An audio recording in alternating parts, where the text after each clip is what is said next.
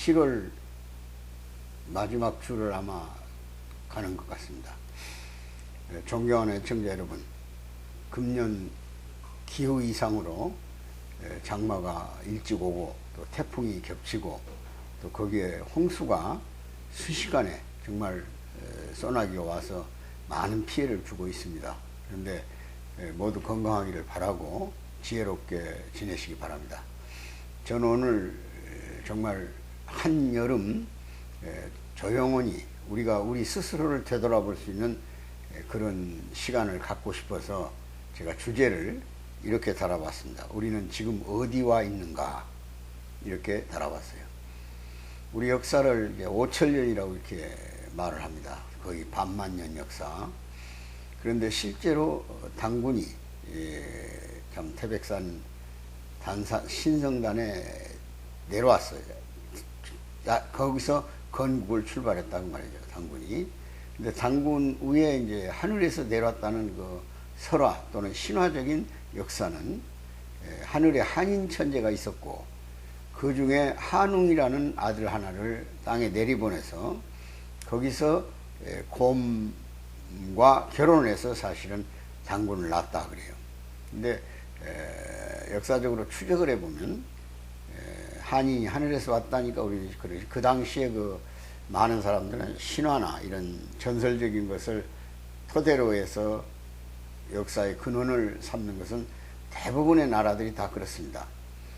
그런데 우리도 그것을 부정할 수도 없고 또 현실적으로 인정이 안 되더라도 그런 신화를 바탕으로 할 수밖에 없는 거예요. 그래서 일단 한인 천재가 한웅을 땅에 내려보내서 여러 가지 그 법률과 사람이 살아가는 삶에 대한 이상과 그 현실에 맞는 또 법적 지위를 실현하려고 노력했습니다. 그 가운데서 제일 큰 것이 홍익인간 이념이에요. 홍익인간 이념. 그러니까 이웃과 더불어 같이 살며, 그리고 꿈꾸던 그 이상의 현실은 대동세계였어요. 대동. 다 같이 함께 어색인종이 누구 국경 없이 전 인류가 한 형제가 돼서 같이 더불어 살기를 희망했던 겁니다. 그것이 우리 민족이 지니고 있는 건국적 이념이에요. 그러니까 우리는 교육의 이념 자체가 홍익인간입니다. 더불어 산다. 그것은 모든 종교가 구현하고자 했던 그 세계와 거의 같아요. 종교의 구세 이론이라는 것도 결국은 인간을 선하게 만들어서 서로 돕고 의지하며 살아가는 그런 세계를 꿈꿨던 겁니다. 그러나 우리 역사에서는 그렇게 그 이상을 실현할 만한 환경을 갖지 못했어요. 우리 역사가 이제 삼국시대 와서 기록으로 이루어집니다. 그것이 이제 삼국사기를 기록한 김부식 대학자가 있었고, 또 중으로 이련이라는 스님이 삼국사기와 유사한 소위 삼국유사를 기록했어요. 그러니까 사기는 역사적 사실을 연대별로 기록했다면 유사는 그 속에서 특이한 상황을 소식 구체적으로 요즘 말로는 스토리화 했다는 거죠. 그러니까 그 두 역사를 글자를 만들어진 이후에 만들어졌으니까, 우리가 이제 한글 창제는 조선시대 세종 때 실현됐습니다만 그 고려시대에도 그런 우리의 중국 문자를 우리말로 번역해 쓰는 그 이두 같은 신라의 설총에 의해서 이루어졌던 이두 문자 같은 거 있어서 충분히 역사적 기록이 구체화될 수 있었어요. 그러나 이제 한간에는 김부식은 그때 철전 4대 사학자다. 그러니까 중국이란 나라를 큰 나라로 알고 대국이라고 알고 우리는 소국적 입장에서 중국과 편하게 살기를 원하는, 그러다 보니까 역사를 정사로 쓰지 못하고 소위 요즘 말하는 4대 사관에 의해서 역사가 기록됐다. 이렇게 많은 학자들은 얘기를 합니다. 그리고 나서 그 역사 속에서 살아왔는데 일제시대에 이제 1905년 우리가 합방되고 1910년에 국권을 잃어버렸죠. 약 11년부터 약 5년 동안에 걸쳐서 동경대학 교수를 중심으로 일본 학자들이 한 15명 한국에 건너와서 모든 자료를 찾아서 소위 식민사관을 기록합니다. 그러니까 우리는 어차피 천황을 중심으로 살 수밖에 없다는 민족사원을 많이 파헤쳐서 굴곡시켰다 그런 얘기죠. 그리고 우리가 45년에 건국 해방을 하고 48년에 건국을 해요. 그러나 다행히 이승만 대통령이 미국서 오랫동안 국제 정치학을 공부하면서 우리 공화정 정부에 대한 구상을 했었고, 구상이 그래도 구체적으로 실현돼서 우리 헌법, 소위 민주헌법이 이루어져요. 우리 국민은 헌법에 의해서 48년부터 직접 선거를 합니다. 대단한 거죠. 그리고 남녀가 차별 없이 선거에 참여를 해요. 이 여성과 남성의 참정권 문제는 세계 어느 나라를 가봐도 차이를 둡니다. 남성이 먼저 참정권을 갖고 여성이 갖게 돼요. 그건 뭐 영국 같은 민주주의국가도 그렇고 미국도 그렇습니다. 프랑스 같은 유럽도 거의 다 그래요. 우리는 이 제헌의회 때부터 모든 분이 참정권을 가졌어요. 그것은 과감한 정말 혁명적 사건이죠. 바꿔 말하면은 우리가 일본 식민지 시대 그들의 만들어진 사관에 의해서 교육을 받았고, 또 그것에서 우리 민족성이 많이 훼손됐을 겁니다. 우리는 어린 시절이었지만은 그 결과 정말 우리가 왕정시대에서, 우리도 조선조 520년 동안의 왕정 아닙니까? 근데 그것이 이제 공화정으로 바뀌었다 그런 얘기야. 주권 재민, 국민이 주인 되는 나라가 됐어요. 근데 그렇게 참여할 만한 국민적 자각은 이루어지지 않았습니다. 그래서 당시에 이광수 같은 선진사학자는 민족 개조론을 들고 나왔어요. 민족 정신을 바르게 잡아야 된다.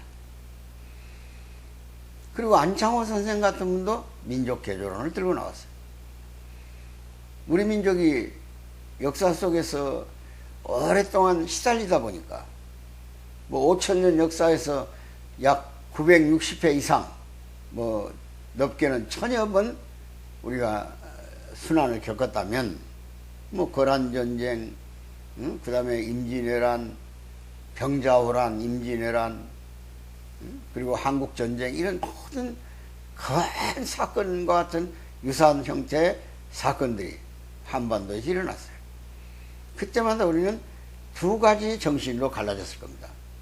하나는 끝까지 목숨을 걸고라도 민족을 지켜내겠다는 결의를 가진 선각자들.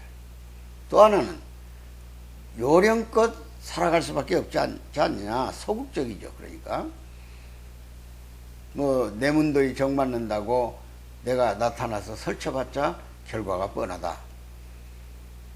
그러니까 목숨 걸고 싸울 필요 보이냐? 그 시류에 따라서, 그 정치적 성향에 따라서 요령껏 살면은 그 기피 현상이죠. 그러니까 소극적이죠.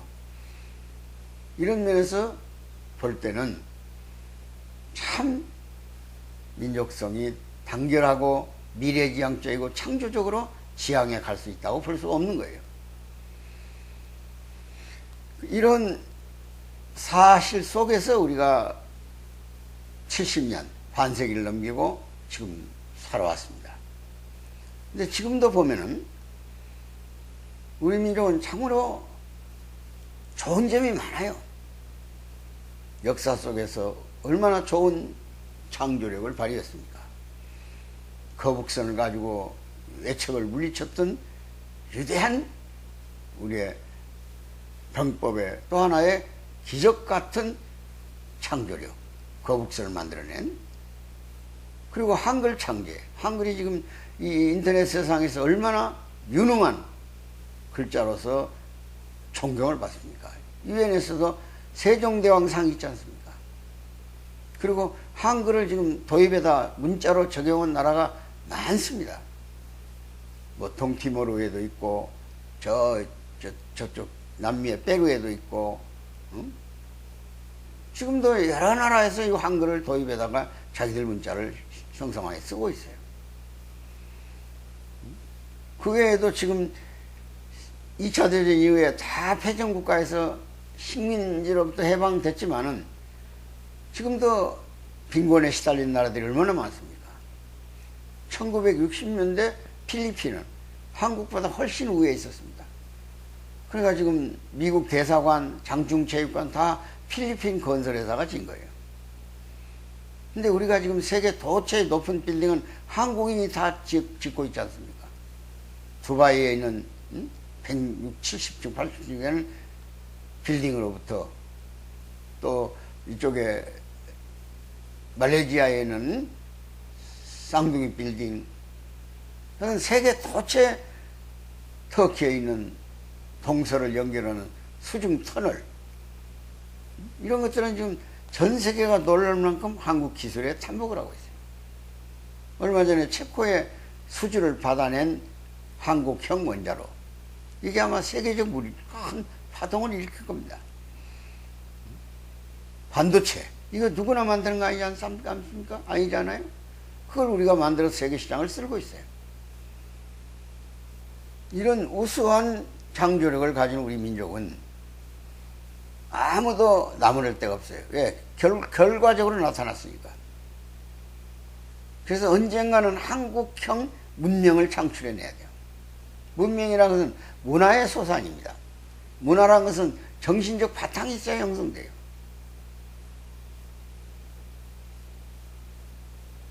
여러분, 지금 우리 문화, 소위 음악이라든지 노래라든지 또는 그 외 약종 드라마라든지 영화라든지 세계 시장에서 그렇게 두각을 나타내고 있지 않습니까? 그러니까 존경할 만해요. 한국 민족 스스로가. 나 자신도 참 우리 민족이 우수하다. 국제 행사에 가서 한국 사람이 두드러진 예가 없어요. 그런데 내부에 들어와서는 현실을 보면 미래가 안 보여요. 지금 정치 현실 보세요. 하나하나 생산적인 일들을 하고 있는가. 전부 비판에 몰입해가지고 말받아치고 어떻게 하면 여야가 협치할 것인가를 생각하지 못해요. 그래서 일제시대도 이광수 선생이나 안창호 선생 같은 분들이 민족 개조론을 들고 나왔던 이유가 거기에 있었고, 오늘 시점에서 냉정히 돌아보면 한국인이 가지고 있는 정치 역량이랑은 참으로 모자라요. 모자라요. 이런 점에서 걱정이 됩니다. 우리는 미래를 향해서 젊은이들이 소망스럽게 커가는 모습을 보고 있어요. 마약이 심각하고 폭력이 심각하고 부자지간의 윤리가 심각하고 다 지금 걷잡을 수 없는 소용돌이가 사회적 무리를 일으키고 있습니다만은 결국은 다 큰 흐름 속에 묻혀갈 겁니다. 그러면서 발전적으로 갈 거예요. 결국은 우리가 실현해야 할 궁극적 목표는 한국적 문명을 창출해내는 거예요. 그리고 기독교적 소망인 메시아가 한국 땅에 오셔서 한국을 하나님의 나라로 만드는 그런 소망스러운 일들도 우리 시대가 만들어내야 할 일들일 것입니다. 그래서 그 태평양 중심 문명으로서 한국 원형의 문명이 세계를 휩쓸 때가 올 것이다. 이렇게 많은 학자들이 예언하고 있어요. 저도 그걸 믿고 있어요. 존경하는 애청자 여러분, 얼마나 더웁습니까?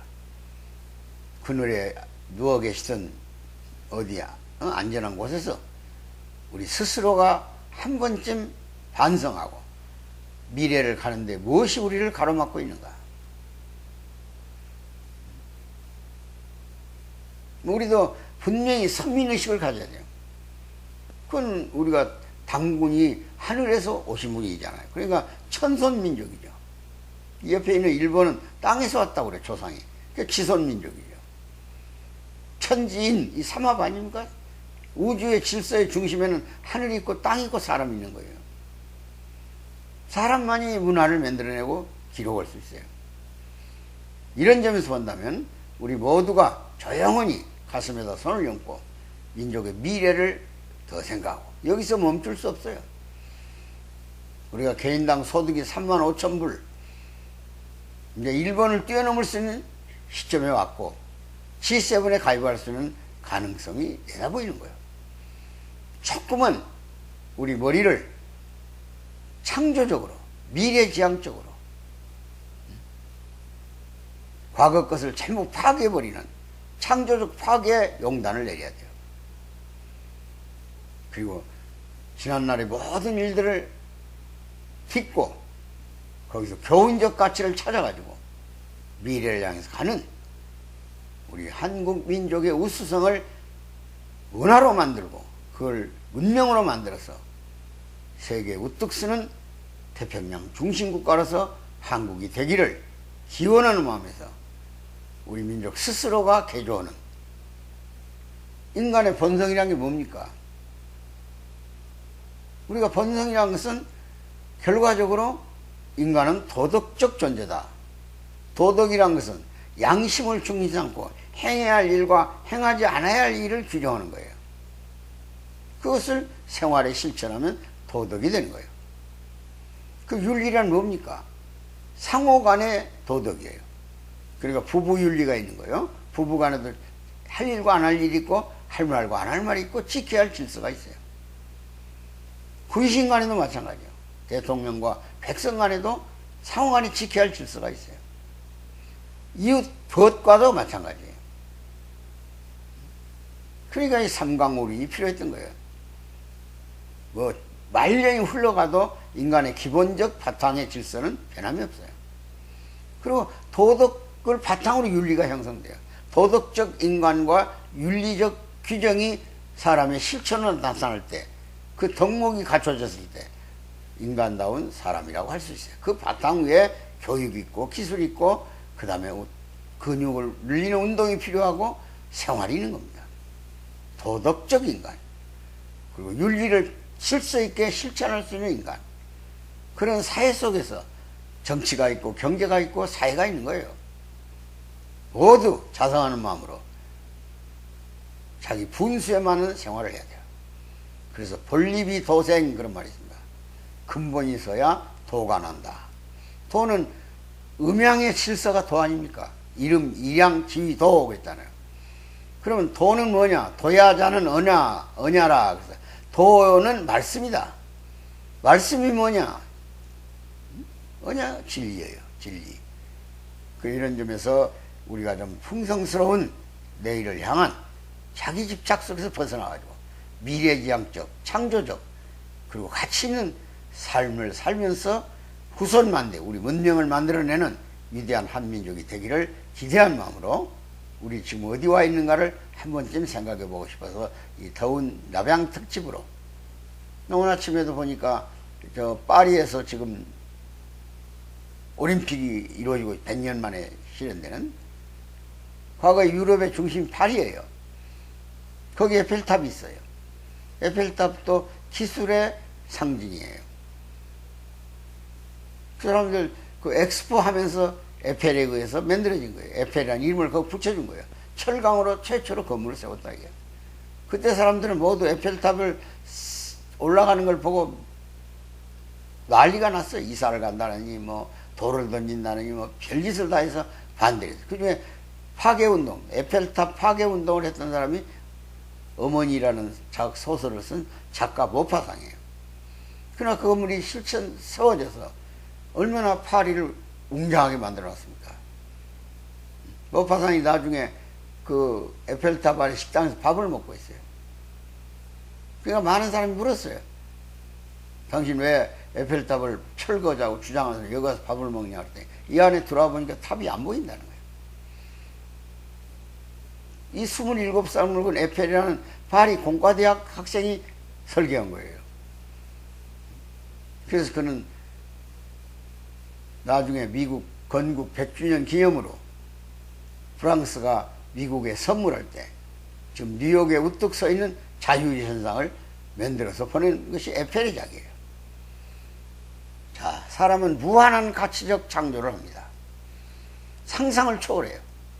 우리 모두 좀 더 미래지향적인, 정말 국민적 통합이 있어가지고 통일도 해야 되고 큰 주변 나라들하고 어깨를 겨루면서 당당히 중심에 서서 살아야 돼요. 그래서 우리 문명이 그들을 다 세뇌시켜가지고 확산시켜가지고 결국은 한국형 문명의 나라가 마치 방탄소년단 BTS가 세계 시장을 휩쓸듯이 우리의 걸그룹이 세계 어디 가든지 환영을 받듯이 한국어를 배우기 위해서 몸부림치듯이 이런 시대를 열어가는데 좀 더 서로 배려하고 양보하고 다시 당군이 우리에게 제창했던 홍익인간으로 경천사상으로 되돌아가서 도덕적 인간, 윤리적 사회 질서가 확립되기를 기대하는 마음으로 오늘 지금 우리 민족 어디에 와 있는가에 대해서 말씀을 드렸습니다. 대단히 감사합니다.